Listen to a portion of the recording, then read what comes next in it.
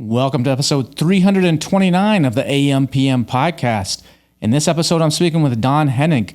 Don has revolutionized the way Amazon sellers can get money to grow their business. We talk about that. We talk about a lot of other things around raising money and growing your Amazon business. This is going to be a great episode. Enjoy. Welcome to the AM/PM podcast. Welcome to the AM/PM podcast, where we explore opportunities in e-commerce. We dream big and we discover what's working right now. Plus, this is the podcast where money never sleeps, working around the clock in the AM and the PM. Are you ready for today's episode? I said, are you ready? Let's do this. Here's your host, Kevin King. Kevin King. Don Henig, how are you doing, man? It's great to see you, and welcome to the AM/PM podcast.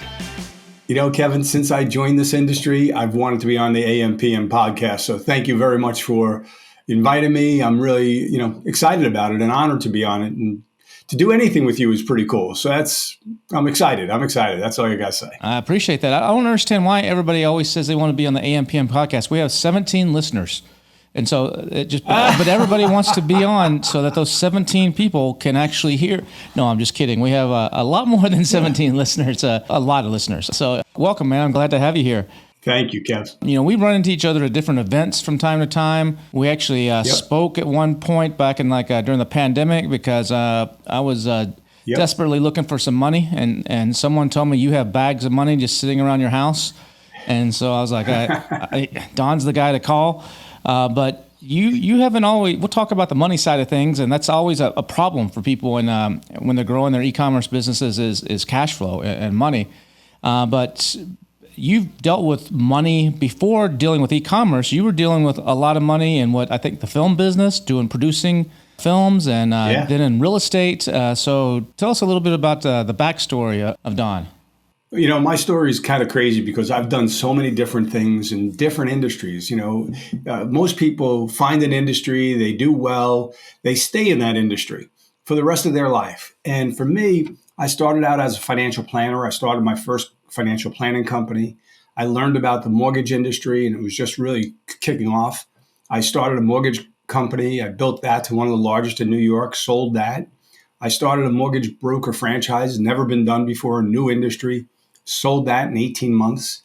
Didn't know what to do, so I looked around. I love being on the fields with my kids.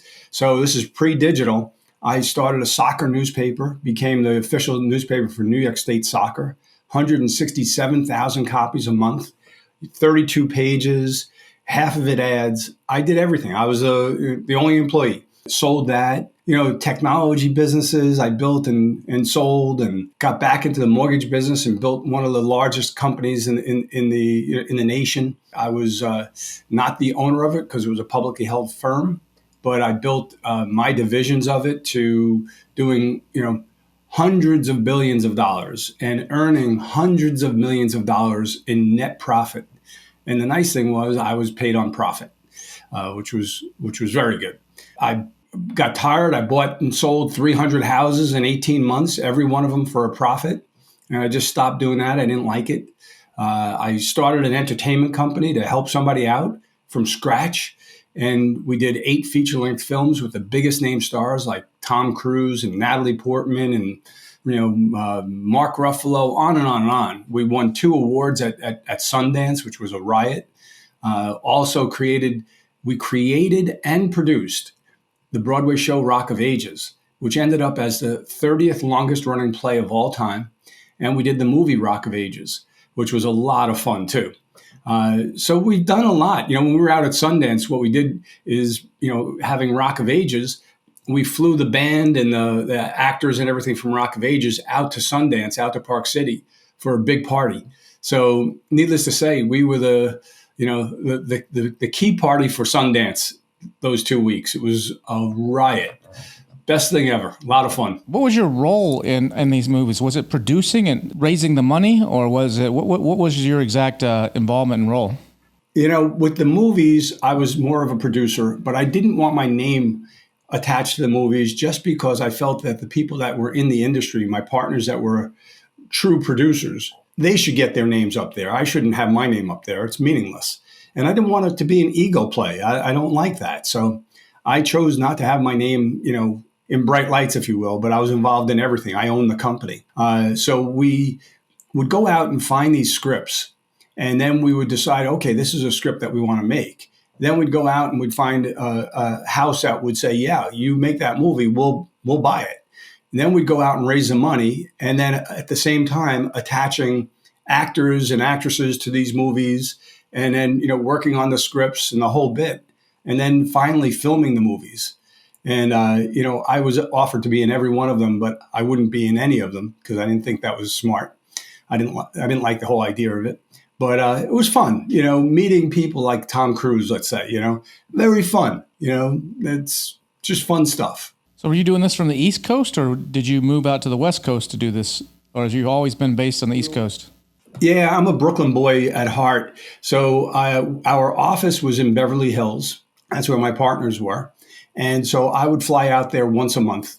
And, naturally, I'd fly out there. I'd stop in Vegas for a night and have a great time and win some money, and then go over to Beverly Hills and work for a few days or a week and then come home. But yeah, I spent a good amount of time out there. So raising money, I mean, as e-commerce sellers, we'll talk about raising money in just a little bit, but for raising money for films, that's really difficult. There's no Helium-10 tool that can say, hey, this film is going to resonate with this. I mean, you do focus groups. You're like, this is the audience we're going after. But it's worse than probably rolling the dice on the craps table. I mean, when you're raising money for a film. So how hard is that to do? Or is it more of an ego play where people just, because Tom Cruise is attached, they want to get involved? Or how does that work?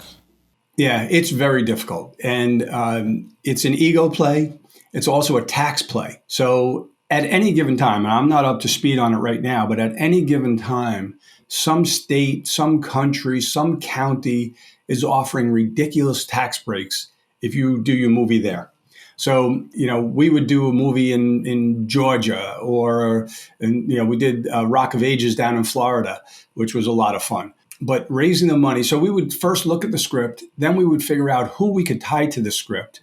We would reach out to those actors and their agents, and here's the time frame that we're going to do it. We want to tie Tom Cruise, let's say, to Rock of Ages. Here's the role we want him to do. And I'll just give you this quick story because it's kind of interesting. So with Tom, we hooked him into Rock of Ages, and he agreed. And we're like, holy cow, this is unbelievable. This is ridiculous. Now he's going to be the star, which means he's going to be an older, drunken, fallen down, rock and roll star. That's just an obnoxious person. And he's got to sing these tremendous songs. Well, 3 months, maybe 4 months go by with, week after week, his agent saying, oh yeah, no, he's in, and never signed the contract. And we're like, oh my God, what are we doing here? We're out raising all this money on his name. And then we had Alec Baldwin and, one name after another. We tied them all together because they all knew that Tom Cruise was the lead. So the cast was, legendary, really. So eventually we find out that he's signing the contract. He signs the contract. And what happened? Like, we were interested. Why did it take so many months? Because here's what this guy's about. He's going to do his first musical, his first singing on film. And so he hired a voice coach, and he hired our music director without us knowing. And every day for those months, he would go into a studio and he'd perform all the songs and get his voice to the point where it was impeccable. And then once he felt like he could be a superstar, then he's a real rock and roll star, then he signed the contract. Wow. And he sang all those songs. And separately, he did a whole concert that's not on in the movie, but where he was doing AC/DC songs. The guy was unbelievable. Amazing. Now, you had like Catherine Zeta-Jones in that, and I think, what was it? Bryan Cranston? Oh, yeah, Bryan Cranston. I forgot he was in it. And that's right. Alec Baldwin and Russell Brand. Alec Baldwin. Yeah. Yep. What's the girl's name? Julianne Huff. Yeah, Huff. Julianne Huff. Yeah, she's amazing. Beautiful voice. It was unbelievable. It was a lot of fun. But the show, the Broadway show, was better than the movie. So do you have a Tom Cruise of AccrueMe?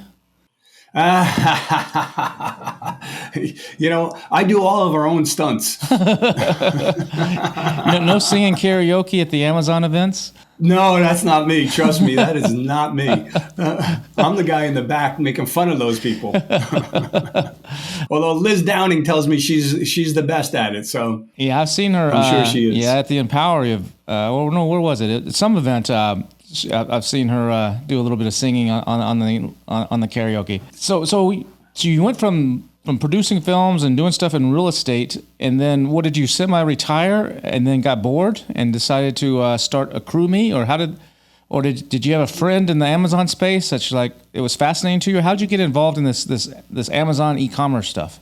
Here's the deal. I ended up stopping work. And I was making millions of dollars. And I was an employee in a very large mortgage company running nationwide sales.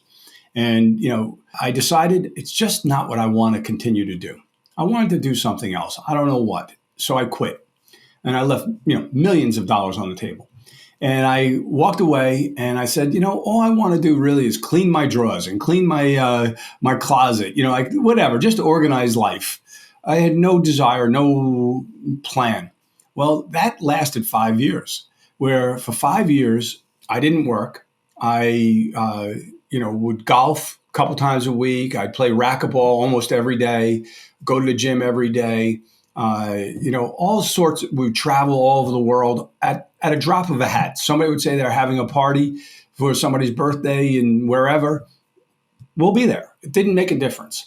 My wife and I, we boat. So, we had a nice boat. We went everywhere. We had a lot of fun. And then I made the big mistake, Kevin. I'm coming out of the city after having a meeting in the city. And I thought of an old friend of mine from the mortgage industry from 20 years earlier. I haven't talked to him. And I just sent him a little note just to, I think of somebody I want to send him a note, wish them well. I sent him a quick note. Hey, man, I hope all is well. That's it. He sent me back, let's have lunch. We did. Anyway, over time, he tried to get me involved in different businesses. I kept telling him, I'm done. I'm not doing it. Then he told me about Amazon and that there were millions of Amazon sellers. And one thing I've always done in my career is help people grow businesses. I don't need to be paid for it. I just try to help people any way I can. That's my whole career has been made of just helping people. And, so I looked at that and mentoring younger people.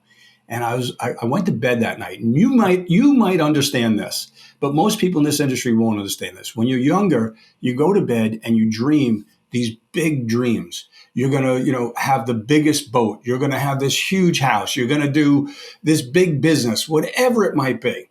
Well, I'm 63 right now. So I was like 59, 60 years old at that point. I don't have those dreams anymore. And that night I went to bed and I saw myself in a dream talking to a crowd, on stage, thousands of these Amazon sellers. And I don't know what I was saying, but I was helping them grow their businesses. And I felt so good. And I woke up in the morning, I'm like, holy shit, this is under my skin. I really want to help these people. So that's how I opened my eyes to Amazon and started researching it.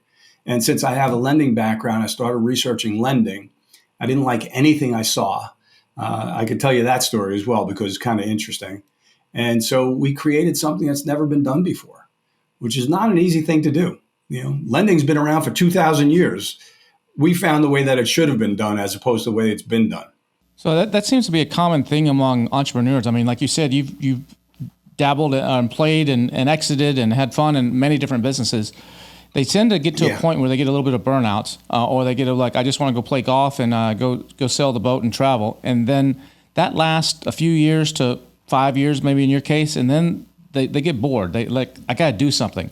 And because you have all this knowledge and all this experience, it seems to be another common thread where they want to give back. They want to help. They want to start a charity, or they want to give back and help other people. Make money at the same time. Don't get me wrong, but also help people. And there's a lot of people in this space that need help. There's a lot of people that get into Amazon specifically.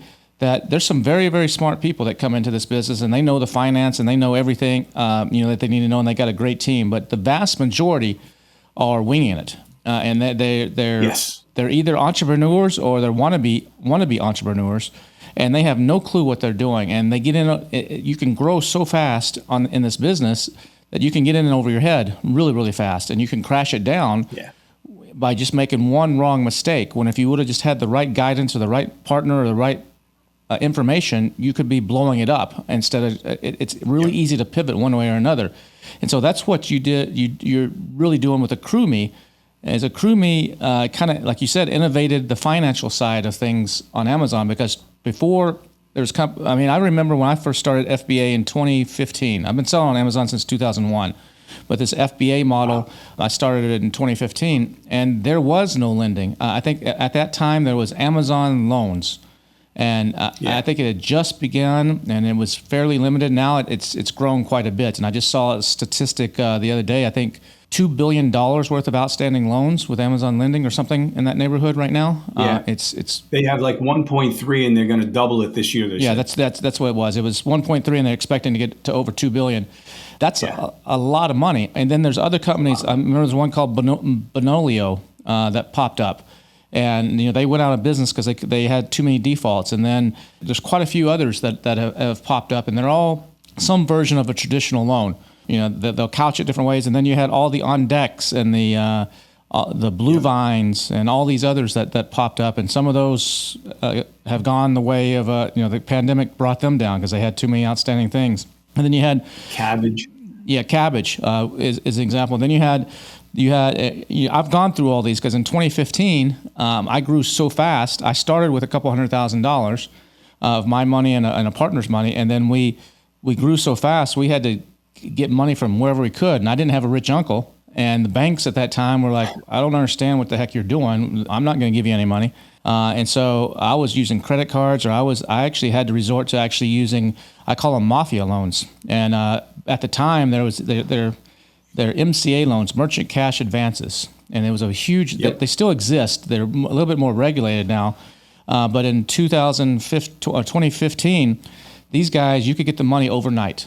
You could go to them and say, "I need 80 grand." You'd give them access to your bank account or bank statements. They would look at see if you have the cash flow, and then they would say, "No problem. Here's 80. Go sign this." This default judgment that they made you sign and get notarized a default judgment in advance, FedEx that to them. As soon as they got that back, they wired the money to your account and started taking daily withdrawals the next day. If you got an $80,000 loan, it might be, I don't know you had to pay it back in roughly 70 days. So whatever that works out to, $1,500 a day or something coming out of your account Monday through Friday. And if it was a holiday, then they would double up on that next day. They didn't miss a weekday. And I was able to actually get those, and that's how I cash flow the businesses. And I did the math. I said, the interest rate on these is ridiculous, but I had good enough margins. I was like, it's the only way I can keep this going. And I ended up stacking 6 of these on top of each other. And I never missed a payment. It became a problem, and it started eating. At one point, I was having like $7,000 or $8,000 a day come out of my bank account just to pay back those loans. Man. It was bad, but that's the only choice I had at that time to grow, and we grew the company. I don't have any of those. I quit using those in like 2016. I got out of them all. In early 2017, I got out of them all and quit using them. But to this day, I still get cold calls, probably 2 or 3 calls a day. I'm on some list, and someone saying, "Hey, we got your approval for 150 grand." So it was very, very difficult. And then you had the Amazon lending. I had Amazon lending at the time too. I had everything. I think at one point there were 17 different companies that I had outstanding loans to just to grow the Amazon business because I just didn't have, and we were growing so fast. Going into the millions of dollars really, really fast. I had no other choice. And so that was. I don't wish that on anybody. It was not good. But now you have people like yourself, AccrueMe, where you can actually, in essence, partner with you rather than actually have a vested interest rather than just making interest off of the money, but you have a vested interest in the success of the business. So tell me, how is AccrueMe different than like Amazon lending or something like that? Well, I want to just take a quick step back because what you said is about, taking thousands of dollars out of your account every day to pay these loans. You can't grow. And that's when I started this, when I did the research, I called 3 sellers from my accountants. And one was small, one was medium, and one was very large. I didn't pick it that way. It just happened. I didn't even know what FBA meant. This is how early in the game it was, all right? I knew nothing. And I asked them all a bunch of questions. I just wanted to learn. And I just asked them the same question at the end. I said, so what do you need? They all said, we need good sources of capital. There's no good source of capital. So that's when I did the research, and you'll appreciate this. I saw an ad, and this goes right to what you're saying. The ad was, and you might have seen this ad, it's still out there. Borrow 10,000, pay back 11. It's that simple. I'm like, how could I compete with that? That's great. What a deal. Then I researched it. I went and called the company, and they're still around. And I ran a little spreadsheet, and I realized that to make that payment, you'd have to have a 19% ROI per month just to make the payment. Not to put any money in your pocket, not to have any cash flow, just to make the payment. I'm like, this sucks, but how many sellers are going to do that? They're not. So I was like, I don't want anything to do with this. And this is when my partner said to me, well, I literally said to him, I don't want anything to do with this industry because it's a little too scummy for me. Mm-hmm. I don't like that. So he said, why don't we do something different? So we brainstormed this idea. And the idea is simple. We'll, as you said, you're right on the money. Instead of lending, we'll invest in the seller on a temporary basis, just for as long as they use our money. We don't take any equity, so there's no share of ownership. But we invest in the company. We don't charge any interest. We don't charge any fees. We don't have a term. They use the money as long or as short as they want. They use it as a line of credit, so they pay us down. They take out more. It's just on and ongoing. They can take out more. If they ask for more and it's available, it's in their account the same day. And all we get, we don't have any monthly payments, which is pretty unique. And you think about it when you're trying to grow your business, if you don't have to take money out of your business and you can invest it in real good inventory that's going to turn over fast, you're going to make a hell of a lot of money. But if you're making that decision of sending me money or buying the inventory, and you have to send it to me instead of buying the inventory, that's a terrible decision. So we don't have monthly payments. They pay us when it's right for the business. And what we get is a percentage of profits. At a high level, here's the way it works. Very simple. This is the way the math works, all right? It's not the details, but this is the math. The seller ends up with 100% of the profit on their money and half the profit on our money. That's the bottom line. It works out that way every single time. So they can't lose. And I'll give you one more thing. What if because you might relate to this. I've seen so many sellers who have good months and bad months. They make a lot of money, and then all of a sudden, whatever happens, they don't make money. They break even, or they lose money, or they get suspended for a week, a month, 3 months. Something happens. And what happens? They get suspended, or they don't make any money. We don't make any money because there's no profit. There's nothing accruing to us. They not only don't have to pay us anything, but we didn't earn anything. So let's walk through a hypothetical example. Let's say I come to you, sure, and I've been running I'm sure there's some sort of minimum. What's it, 6 months or a year? What's your minimum selling on Amazon? 6 months. So, okay. 6 months profitable, so we want to see at least the last few months that you're profitable and you know what you're doing. All right. So I've been selling, let's say 8 months, and I come to you, and my last 3 or 4 months I'm eking out a small little profit, and I say, hey, I need $50,000. You take a look at my books and my financials, I'm assuming, do a little bit of due diligence, and then you say yes or no, correct? Basically, we only look at one thing. We look at your inventory. So we built a system to analyze your inventory. And so we look at your inventory to see that it's going to turn over on a regular basis and that it's going to be profitable. So let's just say you have 10 ASINs. We might look at it and say, this ASIN, ABC is not profitable. And every seller says the same thing to us. Yeah, I know it's a dog. I haven't been able to make money with that in years. And I'm like, so sell it. We're not going to give you money against the dog. So we'll take that one out. But we'll give you money against everything else. So it's basically the inventory that I have in stock. So it's basically the inventory that I have. It's almost like, in your eyes, it's almost like the collateral that, okay, there's actually something there that can actually generate cash in a worst case scenario, right, maybe even liquidate. So basically the amount of money that I can get from you is not based on what my projections are. Or, hey, I got this big thing coming up. It's more based on how much do I have tied up in inventory right now, and how much of that can I free up by partnering with you? Right, pretty much. Can I give you a quick example? Yeah. That makes it crystal clear. Small example, very low, $20,000. And we go by capital. And by capital, there's two big things, capital and profit. So what's capital? From our standpoint, capital is your inventory at cost, plus your receivable from Amazon, plus cash in the bank. So add those up and they come to 20,000. Whatever that number is, maybe it's 100,000, maybe it's 1,000,000, whatever that number is, we'll match that number. So let's say it comes out to 20, we'll give you 20 or less if you want less. We don't push money. We just want you to take what you need. So now let's say you're earning a 10% ROI per month. So on your own, you're going to earn $2,000 on that $20,000 of capital. Okay, now we don't take anything for the first 30 days. After that, we're part of the profit. So, and I'll explain how exactly the details here.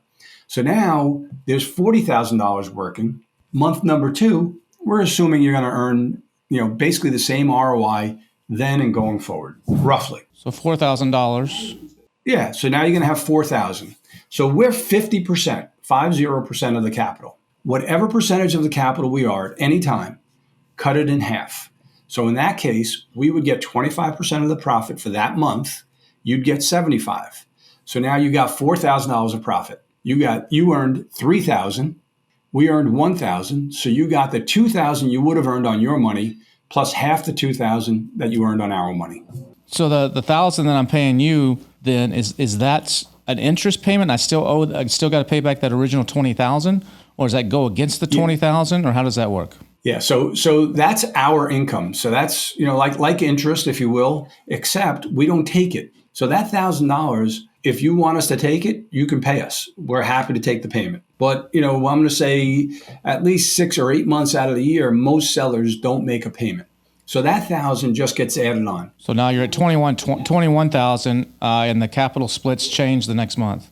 Right, and now you are 23,000. We're 21, so you're 52 and we're 48, so we earn a smaller percentage of profits. Okay. Our percentage of profits naturally declines month after month after month. So we become a small piece of a much bigger pie. And you get to use all the money and grow, grow, grow. And when you're flush with cash, that's when you should make payments. And it knocks our profit percentage down. So what happens when if someone's going to sell, they sell to an aggregator or something, and they owe. So some people writing it out until that point, they're just using the capital to grow, and then they're able to sell for a higher multiple. And then when they get that payment from the buyer, they just pay you off, or that's it. Yeah. So we have sellers that haven't paid us in over 2 years. So think about that. And it's not like we're calling them saying, hey, when are you going to pay us? No, we know what they're doing. They're growing and growing and growing, and they're going to exit. So we want them to do that. And we've had a few that have exited. And when they've exited, exactly what you say is, at the closing table, we get paid whatever the last amount that we were owed. Doesn't matter. But typically what's happened so far, is the seller doesn't want to have anything confusing. So a week or two before the closing, they find out what are we owed, they pay us, and we're done. So how do you mitigate your risk on that? I mean, like you said, there's good months and bad months. If someone hasn't paid you in 2 years, you're at risk. You have all that Amazon platform risk. I mean, Amazon could shut their account down for a valid reason or an invalid reason, and just totally crush them like they did with us in 2020 on one of my businesses. They didn't shut us down, but they in essence shut us down because of the algorithm. But how do you mitigate against that? Well, in 2020, when they shut everything down as far as you couldn't send any product in, we had a bunch of sellers that went from profitable to losing money. And they would call me because we were early in the game, and they would say, Don, what are you guys going to do? Like, they were very scared. They were very worried. They said, we're not doing anything. This is part of business. You didn't do anything. We're going to ride this through and work it through, and that's the end of it. And, 3 months or so later, they were all profitable again. But it took time for them to build their profits back up to where they were. It's just part of the game. Correct me if I'm wrong, but don't you have some sort of agreement where the payments from Amazon, when you do a deal, the payments from Amazon either go into they get switched to like a mutual account or like a holding account so that you have your finger on the pulse a little bit there? Yeah, so there's two things that we do. One is we become a partner in your business, but not an equity partner. We become what we call a profit share partner. So we create a new class of membership. So we own no equity in the business. Once our money is repaid, we have nothing, zero in the business. We don't own anything. The second thing that we do is we open up a new bank account in the company name. So if you're the seller, the bank account is opened up in your company name, and we are the signers on that account. So the money from Amazon goes to that. You handle it all. We don't touch it. So we built a system that shows you everything all the time, 100%. And you go in and say, I need $10,000 wired to my account. We're not looking at that. We only have one rule. We don't want to be more than 50% of the total. So we don't want to have more money in the business than you. Let's use an example. Let's say you have $100,000 of capital, and we have $100,000 of capital. And now you want $10,000 to, go on vacation. Fine, whatever you want to do, but that makes us have more money in the business than you. So you need to send us $10,000 as well. Now we're both $90,000. But let's say you had $100,000 and we had $50,000. You could take out, $25,000, knock yourself down to $75,000, take out another $25,000, knock yourself down to $50,000. So if you have $100,000, we give you $50,000, and you want to take it all and go on a big vacation, you can do that. But if Amazon's paying into this account, then I got to take money out to cover my overhead, to cover my inventory. So I got to do like a balancing act there to keep it equitable so that it doesn't go in, you're not higher than me. Right. But it hasn't been an issue, really. There are certain times when sellers are higher than us or we're higher than the seller, but we do everything with them. They all know, they got to get us down. And we give them some time to do it. So why is this a better way than just getting a term loan or getting something else? What are the advantages to this? A term loan's pretty good. So the Amazon deal, when we did all the analysis, it came up to us being the best for growth for the seller and Amazon actually being number two. And that's because their term was a little bit longer. So most of the deals that are out there are, as you said, 70 days or 6 months or 4 months or 7 months, right. 9 months. It creates such a big payment. Your cash flow is dead. You're dead in the water. You can't grow because all your money is going to the lender. With us, you get to manage your business. So it's a variable cost. So as opposed to a fixed cost. So when you have a bad time, you're not paying anything and you don't owe anything. So, as you know, in business, you'd much rather have variable than fixed costs wherever you can. It's so much safer for your business. And then you have the cash flow now to grow, where if you're taking the money out of the business and sending it to a lender, you're not growing. What am I providing to you every month? Am I providing you just P&Ls and balance sheets, and your team and someone on your team is looking over that? Or are you guys creating your own version of that with your special software just to keep a pulse on what's happening with your clients, or how's that work? Yeah, we do it all ourselves. So we look at the Amazon account. We see that everybody sees. The bank account we can see. We see where your inventory is. If you have a 3PL, we either get technology reports or digital reports or sometimes manually, and we see everything. But we don't ask for reports. We don't need them. We don't ask for other bank statements and all that stuff. We don't look at your credit report. It's all based on the inventory. Have you had any deals go south in this, or is everything worked out?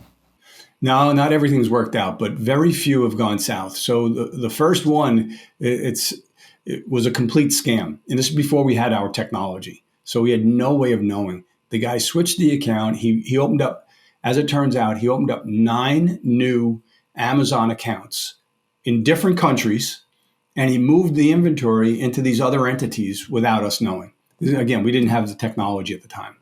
Turns out this guy's done this 3 different times to other companies.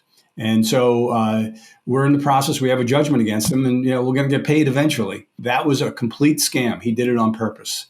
We have one other that we're working through right now that we made a mistake on it. It was, an error on our back end as far as managing, where the money is and going and all that stuff. But, hopefully we'll get paid out of that one. And that one's got a lot of inventory with Amazon. So it's difficult when it's with Amazon. When it's with a 3PL, it's easy. But with Amazon, it's difficult. So we'll find out. But in the end, it looks like, we might have one or two bad accounts out of everything else that we've done. And what ratio do you approve? So is it like 10% of the people that come to you actually get approved, or what's a standard kind of ratio of the ones you look at that you say yes to, let's partner up? So I'll give you a number in a second, but our issues are that since we become a partner in the business, we can't have another loan. So we either have to take the other loan out, or we can't help. So if you have an Amazon lending loan and you come to you, that loan has to be resolved some way. It's got to be paid. So you have to be first in line. You have to be first in line. Yeah, we have to be, because we're an owner in the company. Otherwise, we're liable on that loan. So we can't do that. But we'll give them the money to pay that off. But sometimes they'll have a really favorable term loan somewhere, and it doesn't make sense to pay it off. So that knocks them out of the park right off the bat. And then it's the inventory. Is the inventory good? Is it turning? Is it profitable? Things like that. But I would say we approve probably about 40 to 50%. And we end up closing out of that probably another 50. So if we approve 50%, we probably close 50% of those. So 25%. So about a 25% altogether. And what's the maximum you go up to? What's like the biggest deal that you've done so far? We say $1 million, but we've done $1.2 million, $1.25 million. We've considered some larger ones. But the problem is, and this is the problem with the larger deals too, is people come to us with, $2 million request. All right, we're all excited. We're looking at it. Everything looks great. And then they show us their loans. And they've got $3 million of loans. And they're with Amazon and whoever else. And they're making monthly payments of, $250,000, $300,000 a month. Yeah. Their profit is less than that. So do you give financial advice to your clients as well? Do you guide them? Like you said earlier, you're in this to help them, not besides just giving them money. But that seems to be a big issue. There's a lot of people in this space, including some well-known, influencer types or well-known people that are teaching or whatever, that they don't have two nickels to rub together on their business. They can show a screenshot of doing, 10 million, 15, 30 million, whatever. But when you dive into it, there's a reason they never sold a business or whatever. I mean, so do you see that a lot? And do you give advice? Do you really get hands-on with like your clients and like give them financial advice and strategic planning advice and stuff like that? All the time. So my partner is a Wharton grad and a lawyer. So he's brilliant, number one. And I've got tremendous experience. So I'll give you an example. Recently, one of our sellers came to me because he had an opportunity. He heard about a very large business that was going to close down. And he thought, is there an opportunity? I said, I don't know, but I know the owner. So let's give him a call. And he goes, yeah, would you do that? Yeah, of course. So we get on a call and we negotiated a deal over a few months for him to buy the business. And, we would have to finance it. And I was actually helping him get money outside of us because initially we couldn't go into it. I don't remember the reason, whatever the reason was. But I was helping him with knowing all of my competitors, who's going to give you the most amount of money. But within 6 months, your payments are going to be so freaking high, you got to get out of it. That's when you have to come back to us, and we'll save you with that. So anyway, I help people like that. I help people all the time. On LinkedIn, I'm constantly getting contacts with people that are new in the industry, asking questions. They need help on whatever it is, bookkeeping, accounting. How does this work? How does that work? I'll sit down with anybody anytime and go through and review any deal that they have financially, to see if it makes sense or not. And I don't really care about selling the deal.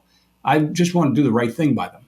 Is there any kind of like back of the paper math or just a quick little formula that people can use that if they have X amount of profit, let's say it's 20% profit margin, they should not take any kind of financing, whether it's from you guys or from anybody else that's over, a certain percentage to stay Is there some sort of formula that's just a quick down and dirty formula that you can analyze different deals with when you're looking to raise money as a seller? There isn't, but I'll give you an example. It wouldn't work anyway because the lenders they're not out to tell you the truth and give you the whole deal. It's just the way it is. It's the way the whole industry's been forever. There's no lending contract that's in your favor. It just has never happened. So I'll give you an example. And this is a pretty common loan that's out there right now. And you'll hear, when I say it, you'll understand. And it's not one company, it's across the board. So imagine getting a loan. Hey, we only charge 6%. All right. Now I think it's up to 8%, but we only charge 6%. Wow, that's a great deal. So let's say you borrow $100,000, but it's based upon your revenue. So you're going to pay a heavy amount back. And the first time it might be 7 months or 6 months. But after that, they're going to knock it down. The goal from a lending standpoint on those deals is to have you repay it in 4 months, 3 to 4 months. So let's say you pay it back in 4 months. All right. So $100,000 over 4 months. What's your average outstanding loan for those 4 months? It's not 100, it's 50. So you're really borrowing $50,000 for 4 months. So now you just increased from 6% or $6,000 on $100,000 to 12. Now you're paying 12%. Yep. And now what are you going to have to do in 4 months? You're going to have to refinance that 3 times. So just bottom line, before you even blink your eye, you're at 36 to 40%. Yep. But you think you're paying 6%. Yeah, it's the same thing with Amazon lending. The Amazon lending's the same. You see that 13% or whatever the number is there, and it's over 4 months, 6 months. No, it's actually double that and add a few because of the compounding and stuff. And a lot of people don't understand that. Let me stay with that for a second because it's worse than that. If you think about it, and I've said this to many sellers, and they all go, "Oh my God, you're absolutely right," because they've gone through this, and you'll appreciate this. You borrow $100,000 from Amazon, and you may not need $100,000, but it's an ego thing. So Amazon offers you 100, you take 100. Maybe you need 50, so now you're leaving 50 in the bank. As a reserve. You feel very good. You've been in business as long as I have.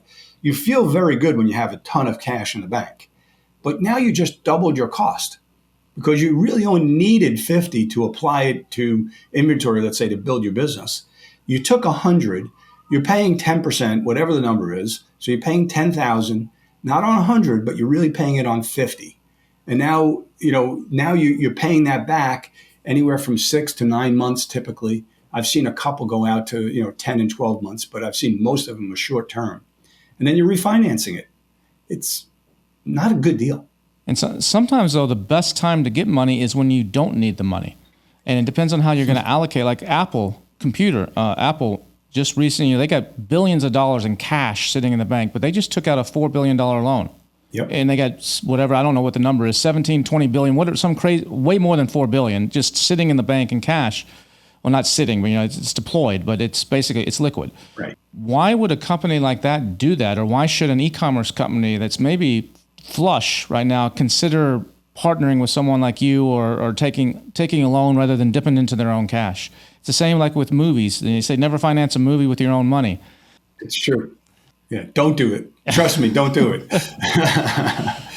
But, Apple or any of the big companies, they're able to hit the bond market and, get money at 3 and 4%, and, even lower at times and probably much lower. So why not take that money? It's so cheap. It's like when I was in college and they came out with student loans. I didn't need a student loan because I was working full time and I made my own money and I paid for college. But I took out a student loan to buy stocks. And the money I put into stocks, I bought my first house with. So it was cheap money. Why would I not take it? Same thing with Apple. So it just makes all the sense in the world for them to, have more cash, not use their own. And now they have dry powder. If they're thinking about acquisitions, they can go after it in an instant. And what was the second part of the question? I'm sorry, Kevin. Is AccrueMe cheap money? No, I don't think we're cheap money. I don't think there is cheap money in the industry. But with us, you can manage it. So you were also asking about, why would anybody want to use our money, let's say if they're flush with cash? Yeah. My mind, you shouldn't. You should use your cash as much as you can and much you're comfortable with. But with us, it's a good time to get comfortable. we're a different model than everybody else. Nobody's ever done what we do. We did it in as if we're sitting on the side of the seller. What would we want? And you mentioned rich uncle. That's a lot of people call us. You're like a rich uncle. You're giving us all of this, and you're not taking, you're taking all the risk, but you're not taking a lot of the income and a lot of the, whatever from the company. No equity and all. So it's a good time to start with us at a low level, just to get comfortable.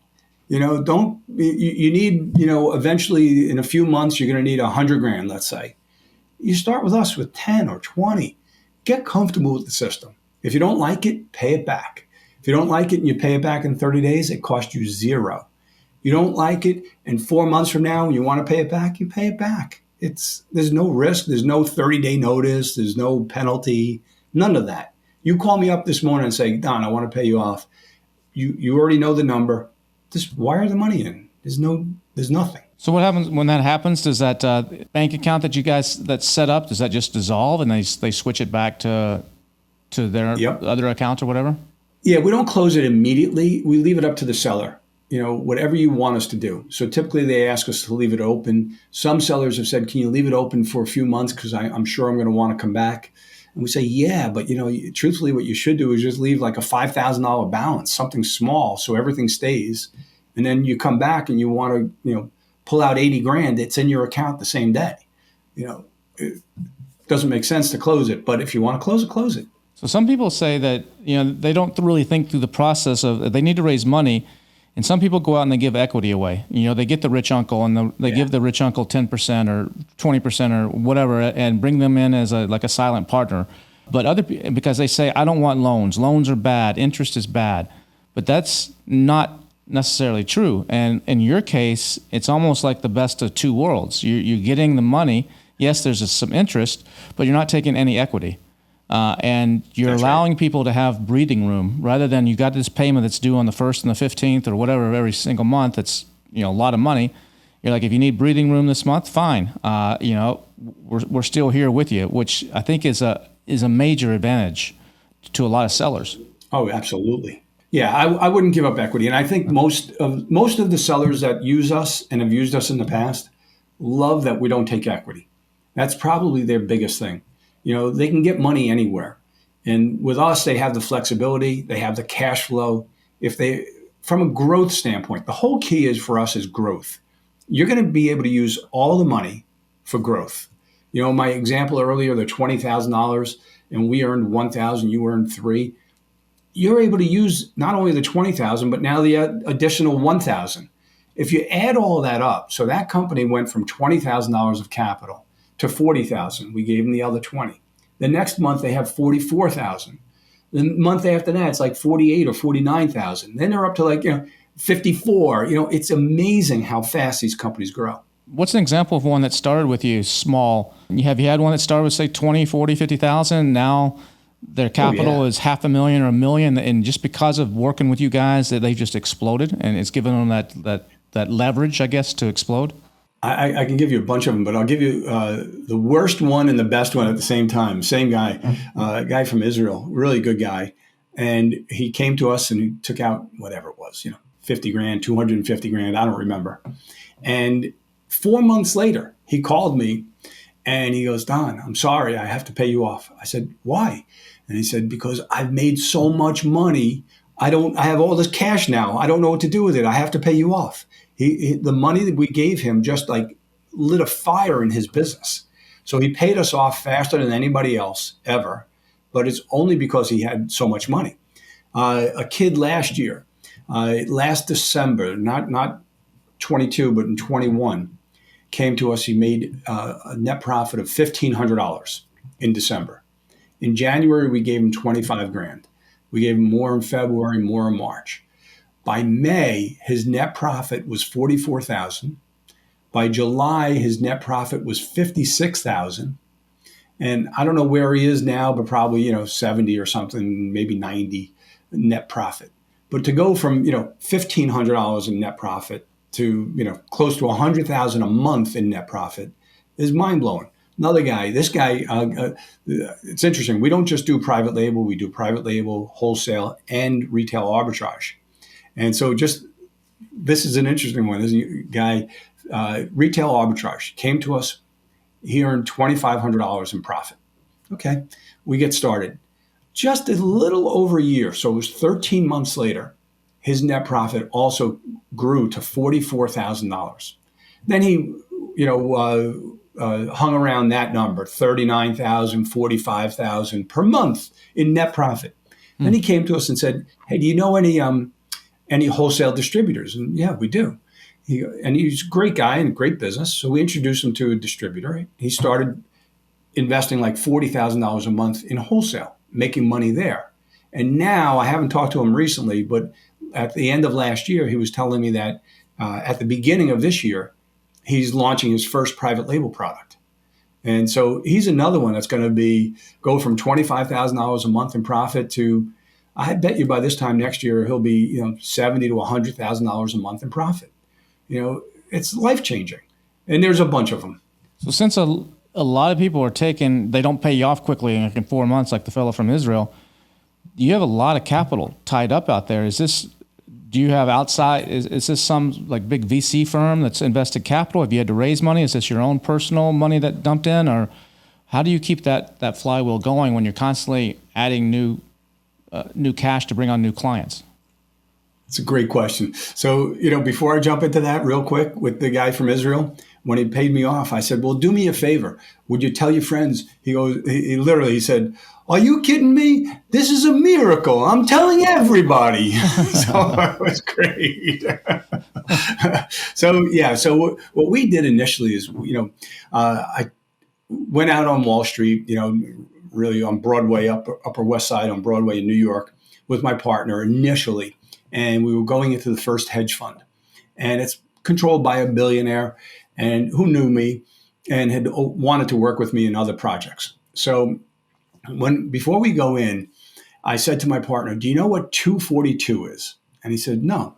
I said, 242 is the number of pitches that Howard Schultz from Starbucks made before anybody put money into Starbucks. I said, so we're not going in to get money. We're going to get our asses kicked. These are the smartest freaking people. They're going to, while we're sitting there, they're going to build a spreadsheet that's going to make ours look like, it was done in kindergarten. They're going to know more about our business than anything. They're going to ask us questions that are going to make us uncomfortable. And all we can do is do our best in here and learn as much as we can. And the best we can hope for is to be invited back.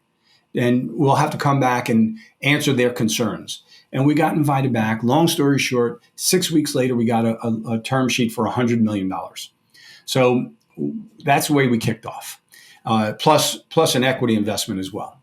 Then from there, we've had so many other hedge funds and family offices from around the country and around the world looking to put money into the business. And what we've tried not to do is take too much. Because if you take too much, you have to pay fees on that money, and it's a pain in the neck.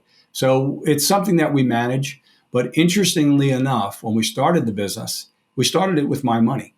And, our first few accounts, I said to my partner, this is probably all going to be lost. And he said, I know.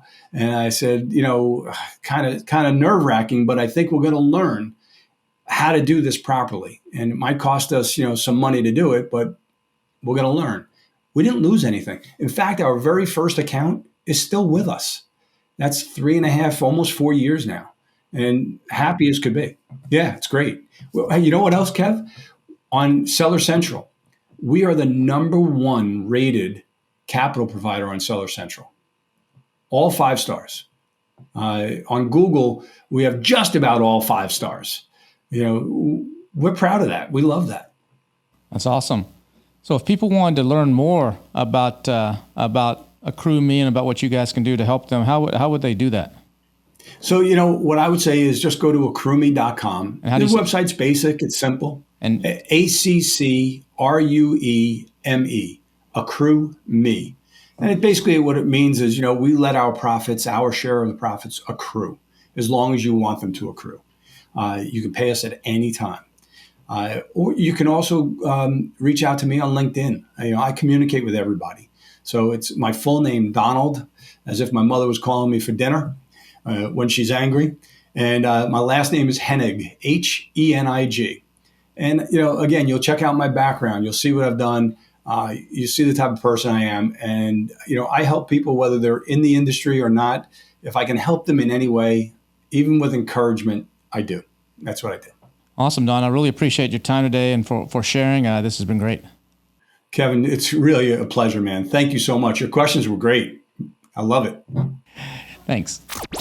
I hope you enjoyed this episode with Don. We're talking about money. And don't forget, the $1 Billion Seller Summit, the virtual edition, is coming up next week. It's not too late to get a ticket. There's just a handful left, so be sure to go to $1BillionSellerSummit.com and get your spot for this incredible summit. There's a lot of great speakers. There's a lot of great content. It's all live, nothing pre-recorded. You can interact with the other attendees. You can interact with the speakers. The average in the room last time was doing about $12 million a year on Amazon, so it's a high-level group. You definitely want to be there if you're serious about your Amazon business. And you definitely want to be back next week for the next episode of the AM PM podcast as well. And before we go today, I've just got a little bit of words of wisdom for you. If you don't make time for your wellness, you must make time for your illness. If you don't make time for your wellness, you must make time for your illness. We'll see you again next week, and hopefully at the $1 Billion Seller Summit as well.